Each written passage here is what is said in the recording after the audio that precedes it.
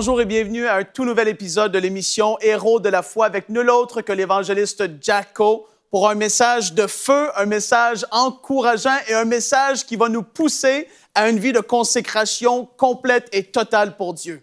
Donc, sans plus tarder, je vous laisse en sa compagnie et on se retrouve tout de suite après ce puissant et excellent message. Qui se réjouit d'être ici ce soir, dites Amen. Qui se réjouit d'être sauvé ce soir, dites Amen. Combien sont heureux ce soir, dites Amen. Qui préfère être ici plutôt qu'en prison, dites Amen. Ceux qui n'ont rien dit auraient dû aller en prison, ils seraient plus heureux. Amen. Jésus n'est-il pas merveilleux? Et si on chantait mon petit refrain que je vous ai appris l'autre soir? Aimez-vous ce petit refrain? Allez.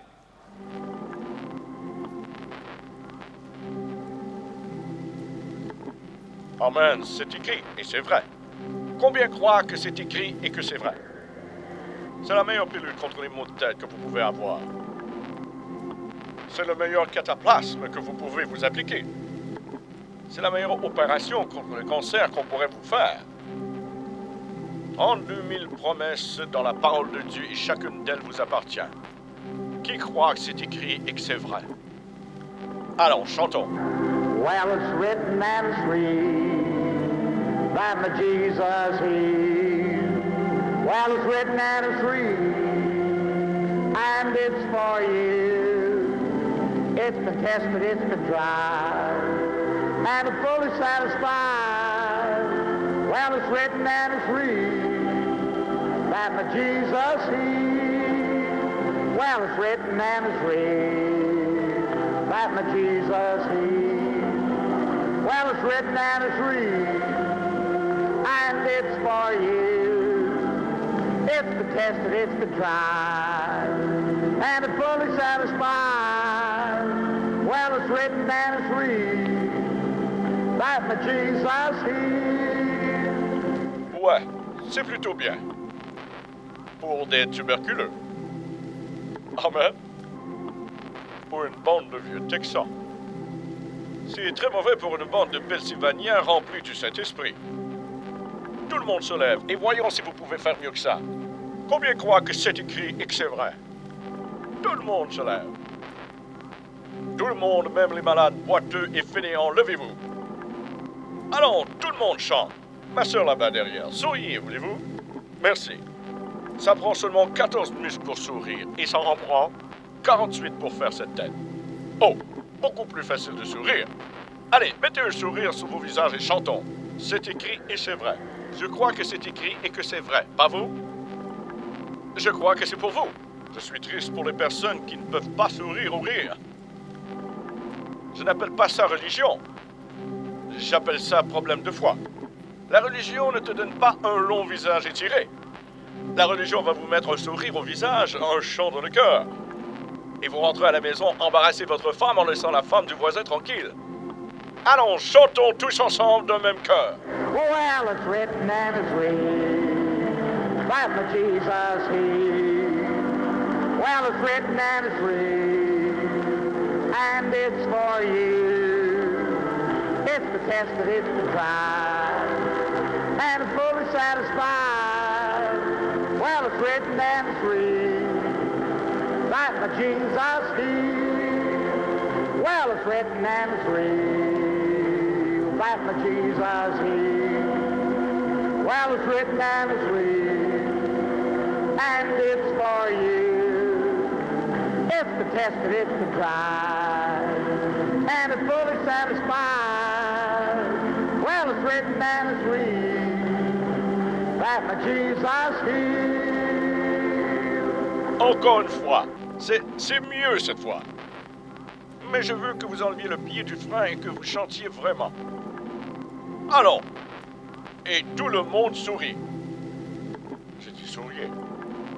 S'il vous plaît. Tous ensemble maintenant, tout le monde.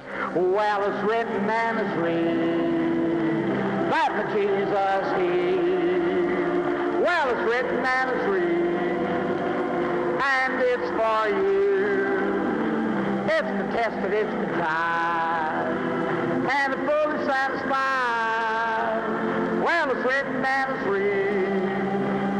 that my Jesus healed. Well, it's written and it's read that my Jesus healed. Well, it's written and it's read, and it's for you.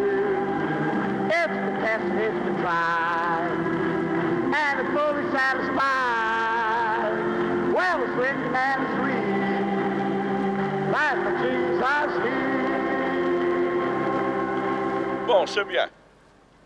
Serrez la main à 5 personnes et dites « Dieu vous bénisse » et vous pouvez vous rasseoir.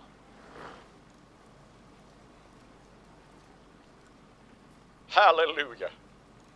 Sans vouloir manquer de dignité devant la chair ce soir, je vais enlever ma veste à nouveau. Alléluia. J'ai dit Alléluia. Si vous avez vos Bibles ce soir, venez avec moi. Je vais lire un passage des Écritures tiré de Ésaïe, le 29e chapitre, et je vais lire les 13e, 14e et 18e versets. Ainsi le Seigneur dit, puisque ce peuple s'approche de moi avec sa bouche et avec ses lèvres, il m'honore, mais il a éloigné son cœur loin de moi. Puisque la crainte qu'ils ont de moi n'est qu'enseignement de préceptes humains. À cause de cela, voici par des œuvres merveilleuses, j'étonnerai encore ce peuple, même des œuvres merveilleuses et un prodige. Car la sagesse des hommes sages périra, et l'intelligence des hommes avisés disparaîtra. Voici le verset à aimer, le 18e verset. Et en ce jour-là, les sourds entendront les paroles du livre, et les yeux des aveugles verront. Hors de l'obscurité et hors des ténèbres. Est-ce que je peux citer ce verset encore? Et en ce jour-là, les sourds entendront les paroles du livre, et les yeux des aveugles verront. Hors de l'obscurité et hors des ténèbres. Ce sont les paroles d'Ésaïe, et Ésaïe était un homme qui ne portait jamais de lunettes roses pour voir qui occupait le premier rang. Je ne crois pas qu'Ésaïe prêchait une sorte d'évangile à une classe de personnes et un autre à une autre. Je crois qu'Ésaïe prêchait la parole de Dieu parce que c'était la parole de Dieu, mais si vous n'aimiez pas ce qu'il prêchait, vous pouviez prendre toutes vos affaires et chercher une autre église où aller. Est-ce que vous m'écoutez? Je ne crois pas que la liberté d'Ésaïe, quand il prêchait, était liée à la somme d'argent qu'il avait dans sa poche. Et je ne crois pas que la liberté d'Ésaïe, quand il prêchait, avait à voir avec le nombre de propriétés qu'il avait. Je crois qu'il prêchait la parole de Dieu parce que c'était la parole de Dieu. Et si vous n'aimiez pas ce qu'il prêchait, vous pouviez aller voir ailleurs. Je crois qu'il prenait pour cible les hypocrites et les touchait droit entre les yeux.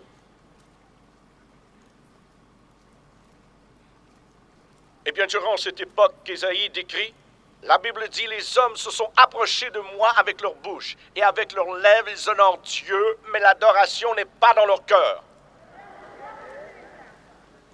Il y a beaucoup de personnes, la seule façon de les emmener à louer Dieu, c'est de leur dire de le faire. Vous devez vous lever et dire que tout le monde dise Alléluia, et ils crient tous Alléluia. Après, vous dites que tout le monde dise béni soit Dieu, et ils disent tous béni soit Dieu. On dirait des petits animaux de compagnie. Je crois que si vous ne pouvez pas louer Dieu sans qu'on vous dise de le faire, je crois que vous devez vous mettre à genoux et prier jusqu'à ce que les louanges de Dieu prennent place dans votre cœur et que vous puissiez louer Dieu sans qu'on vous dise de louer Dieu.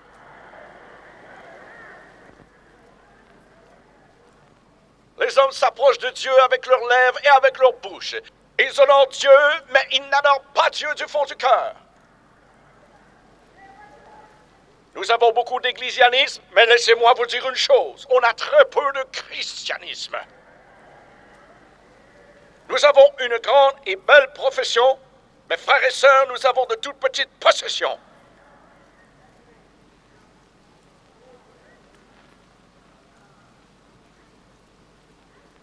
Alléluia! Le péché s'est infiltré dans cette nation. Il s'est infiltré dans nos maisons. Il s'est infiltré dans nos écoles. et que Dieu nous aide. Il s'est même infiltré dans l'église du Dieu vivant. Il va détruire l'église de Dieu, sauf si nous nous mettons à genoux et demandons à Dieu d'envoyer un réveil du Saint-Esprit qui touche le cœur des hommes et des femmes.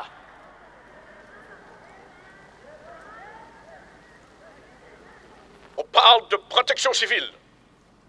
On parle de sécurité nationale. On parle de la bombe à neutrons comme si cette bombe était notre sécurité.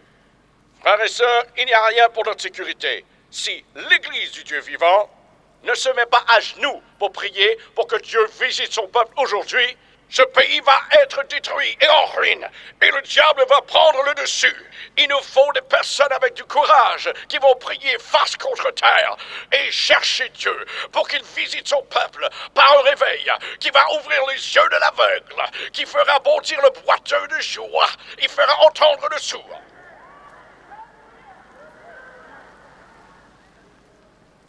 Qui croit que je prêche la vérité, dites Amen.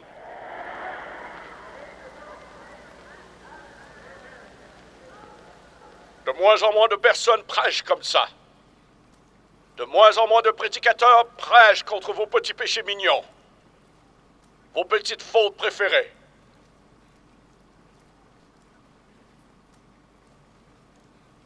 Certaines de nos églises sont si froides, si mortes. Elles ont de la neige sur les bancs, du givre sur les chorales et un cornet glacé de 6 pieds qui fait la prédication.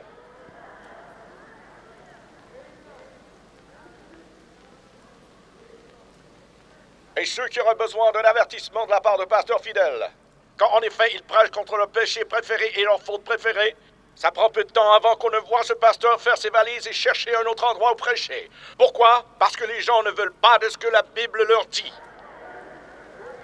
Ils crient, laissez-nous avec cette fichue religion. Mes amis, je veux cette fichue religion. Je crois que cette fichue religion est la parole de Dieu. Je crois que c'est la parole de Dieu. Je crois qu'il est mort sur la croix et a versé son sang pour que je puisse avoir la vie et l'avoir en abondance.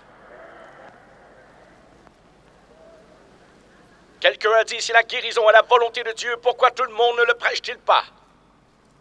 Je vais vous dire pourquoi. C'est pour les mêmes raisons que les dirigeants religieux du temps de Jésus ne le prêchaient pas.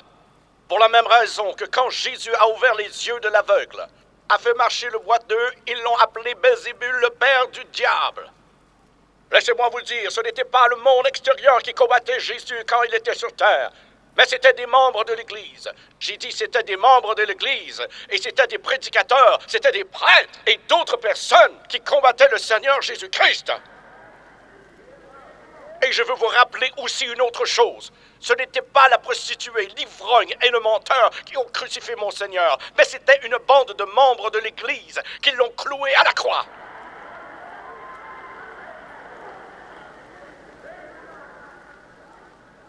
Je ne souhaite montrer du doigt aucun prédicateur, mais la raison pour laquelle les gens ne prêchent pas la guérison divine et la puissance de Dieu aujourd'hui est la même raison que celle que les dirigeants religieux à l'époque de Jésus avaient. Laissez-moi vous dire, si vous vous opposez à la guérison divine, vous ne vous opposez pas à Jacko. Vous ne vous opposez pas à une poignée de prédicateurs pentecôtistes. Si vous vous opposez à la guérison divine, vous vous opposez à l'œuvre du Dieu vivant. Il guérit de nombreuses âmes aujourd'hui, qui ouvre les yeux de l'aveugle et fait marcher des boiteux, et fait entendre le sourd. Vous ne vous opposez pas à l'homme, vous vous opposez à l'œuvre de Dieu. Je préférerais qu'on m'arrache les yeux. Je préférerais qu'on me coupe les bras.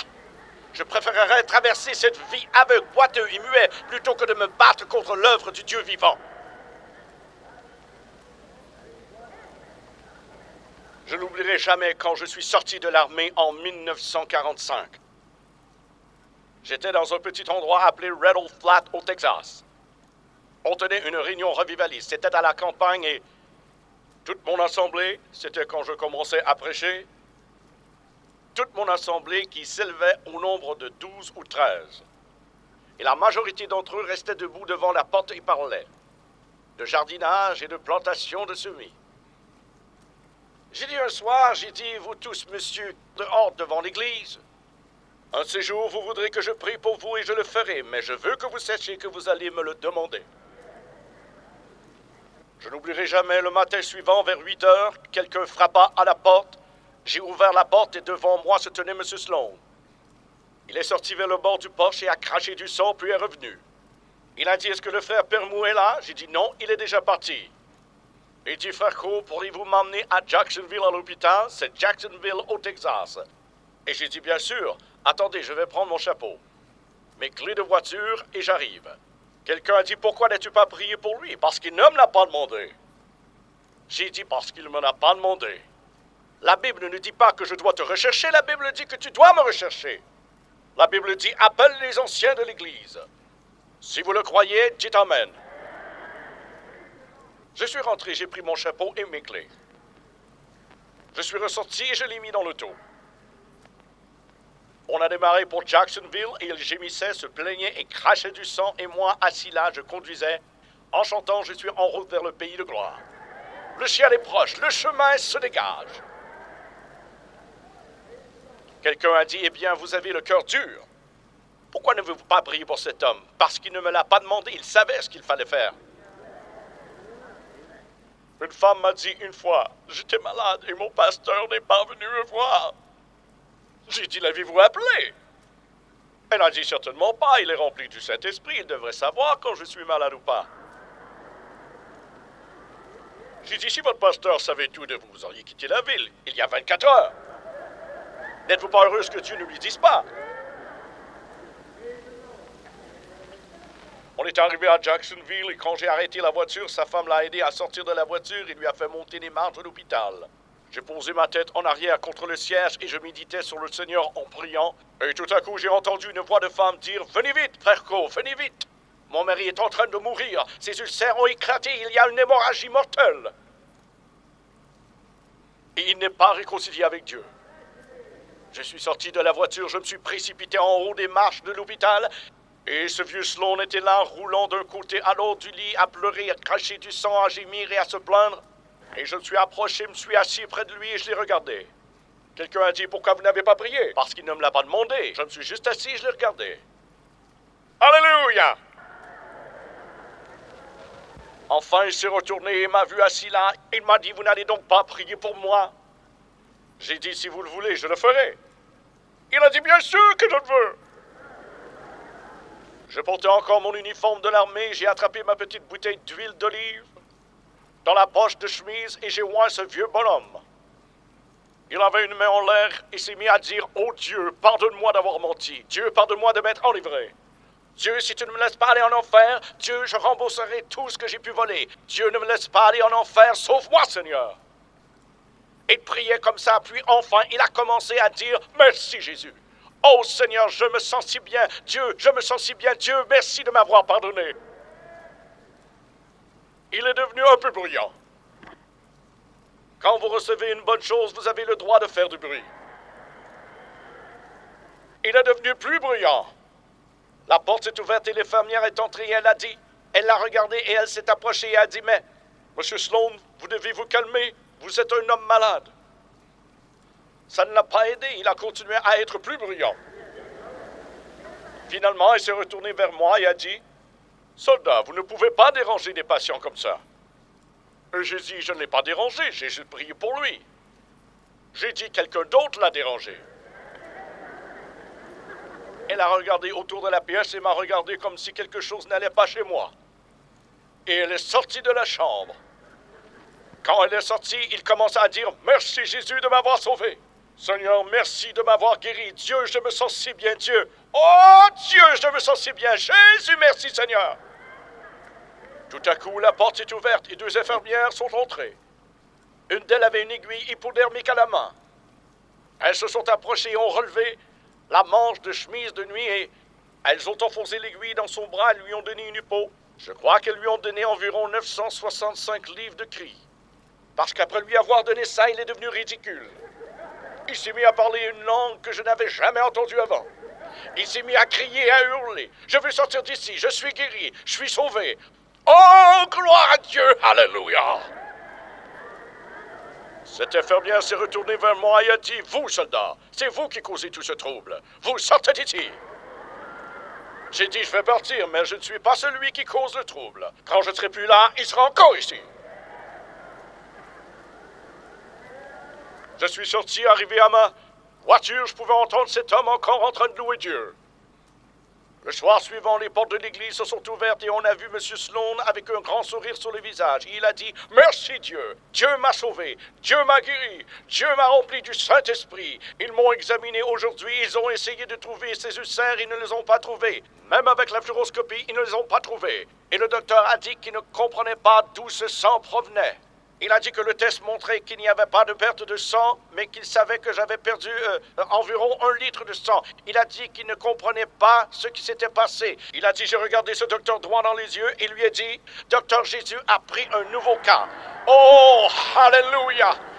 Alléluia! Alléluia! Alléluia! Alléluia! Alléluia! Merci Dieu, Docteur Jésus a pris un nouveau cas. Il a pris un nouveau cas. Je vais vous dire, si Jésus s'occupe de votre cas, peu m'importe ce que vous avez, vous serez guéri.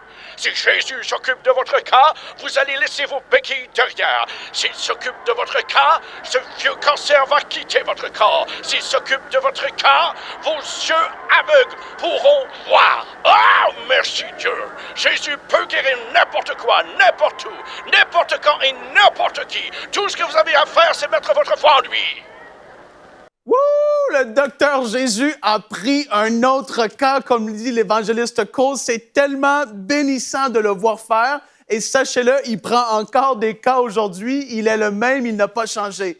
Et s'il y a quelque chose auquel aujourd'hui je veux vous exhorter, c'est de ne pas vous battre et combattre la volonté de Dieu qui a été manifestée au travers de la personne de Jésus ici sur la terre. Au travers de Jésus, on voit la pleine et parfaite volonté de Dieu. Jésus est notre parfaite théologie. Il est la doctrine parfaite sur terre parce qu'il a dit de ses propres mots, « Je ne fais rien d'autre que ce que je vois le Père faire ». Il est l'image du Dieu invisible. Donc, ne vous battez pas contre la volonté de Dieu qui a été manifestée au travers de Jésus. Et l'autre chose auquel que je ne veux pas que vous battiez contre, c'est la volonté générale de Dieu pour votre vie.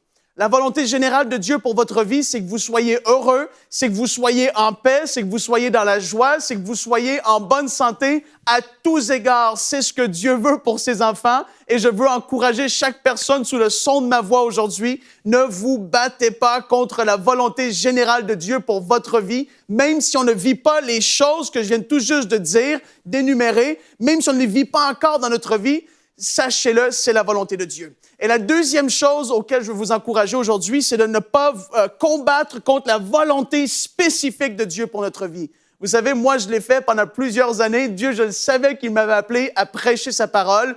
Et je savais qu'il y avait cet appel sur ma vie, mais j'ai combattu. J'ai résisté à ce que Dieu voulait faire au travers de moi. Et laissez-moi vous dire que jamais, mais jamais, on ne peut gagner contre Dieu. Quand Dieu a un appel sur notre vie, vous le savez ce que Dieu vous appelle à faire. Vous savez la volonté spécifique de Dieu pour votre vie. Il y a un mandat qui est là, qui repose sur vous. Et c'est parce que Dieu sait et il en est certain que vous êtes capable de porter cette chose et que vous êtes capable d'accomplir cet appel spécifique pour votre vie. Arrêtez de combattre contre l'appel de Dieu au nom de Jésus aujourd'hui. Et donc là, on va aller voir ce que Dieu a fait dans les réunions et dans les rencontres du frère Co. Sachez-le, la volonté de Dieu était démontrée. Dieu voulait que ses enfants soient en bonne santé. Et vous allez voir des gens tellement heureux et bénis de recevoir une touche de Dieu. Et vous allez voir ces gens être fortifiés dans leur corps physique. Et donc, sans plus tarder, on va les retrouver et on se retrouve tout de suite après ce temps béni de prière pour les malades. Les guérisons dont vous allez bientôt être témoins sont des guérisons réelles qui ont eu lieu dans ce grand réveil de délivrance. J'ai des problèmes avec mes nerfs, j'ai mal partout. Oh, mal partout? Oui, mes nerfs ont des crises de spasmes. Vous avez des spasmes? Oui, des crises de spasmes, le docteur a dit. Oui. C'est là dans vos épaules et aussi dans Oui, vos bras? et dans mes jambes. Et aux extrémités? Mes jambes me font mal depuis plus de 45 ans. Vous avez mal maintenant? Oui. Vous avez mal maintenant? Oui, Vous croyez que Dieu peut l'ôter? certainement, j'ai confiance. Je pense que vous avez été très patient en attendant cela, et nous y voilà. Absolument. Dieu, je brise cette douleur. Quelle sorte de ses épaules, et aussi la raideur des articulations. Dieu, chacun de ces spasmes, dans ses nerfs, va quitter son corps. Dieu, en ton nom, bas, haut, bas, haut, bas, haut, bas, haut, bas, haut, bas, haut. Alors, vous les sentez encore maintenant? Pas encore. Et ce sera plus jamais le cas. Allez, louez-le. Amen. Levez vos mains et louez Dieu. Levez vos mains et louez Dieu. Quel est votre problème, ma sœur? J'ai une douleur extrême à ma hanche gauche et au bas du dos. Je suis censée porter un corset. Vous êtes censé porter un corset pour le dos? Oui. Nerfs disloqués? Et vertèbres, c'est bien ça? Et ça descend dans ma jambe. Ça descend de votre jambe et votre hanche et c'est dans votre dos? Les os et les nerfs me font mal. Oui. Tournez-vous. Avancez. Donnez-moi votre sac à main, juste une minute. Montrez-moi où terriblement, cette douloureuse Celle-là, dislocation se trouve. tout le long. Là, ici. dans cette zone. Oui. Seigneur, en ton nom, Dieu, guéris ce dos par ta puissance. Maintenant. Oh, adieu. Allez maintenant, touchez vos orteils. Allez, touchez-les. Ah! Penchez-vous. Faites-le encore. Penchez-vous. Allez. Oh! Allez. Détendez-vous. N'ayez pas peur. Détendez-vous. N'ayez pas peur. Détendez-vous. N'ayez pas peur. Détendez-vous. N'ayez pas peur. Alléluia. Levez vos mains au-dessus de la tête. Penchez-vous et touchez vos orteils. Allez. En bas. En haut encore. En bas encore. Merci, Seigneur. En haut encore. Alléluia. Dites-moi, comment va votre dos maintenant? Alléluia. Merci, Jésus. Comment va votre dos? Merci, Jésus. Merci, J'ai dit, comment va votre dos? Jésus. J'ai dit, comment va votre dos? Il est guéri. C'est tout ce que je veux savoir. Gloire à Dieu. Levez vos mains et louez Dieu.